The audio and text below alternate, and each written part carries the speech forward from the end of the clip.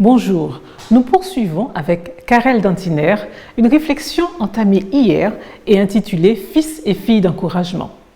Dans l'église qui était à Antioche, il y avait des prophètes et des maîtres. Acte 13, verset 1. Cette église grandit tellement vite que Barnabas a besoin d'aide pour enseigner ses jeunes convertis. Dans cette église, Barnabas aurait pu faire carrière.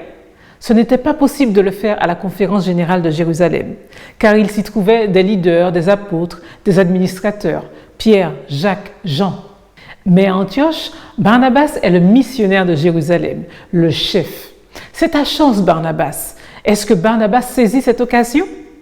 Non, il va chercher Saul à Tarse et le conduit à Antioche, un voyage d'environ 250 km.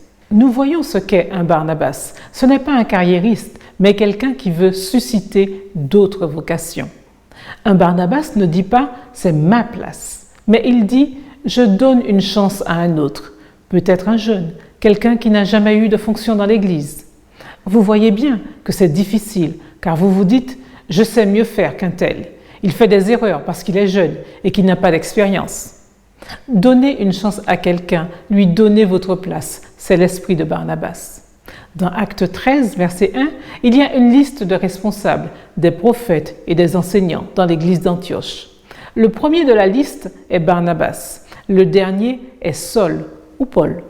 Le comité d'église décide d'envoyer Barnabas et Saul en mission, le premier voyage missionnaire. Ils iront implanter de nouvelles églises en Turquie en passant par l'île de Chypre. Ils sont nommés dans l'ordre, Barnabas et Saul.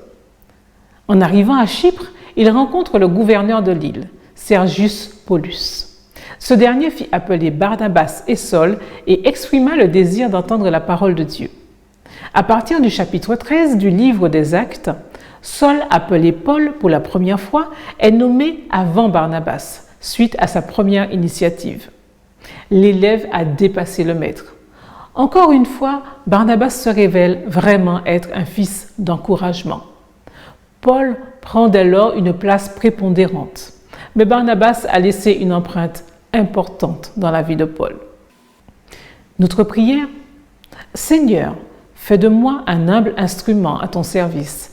Aide-moi à donner sa chance à quelqu'un qui a peut-être moins d'expérience que moi.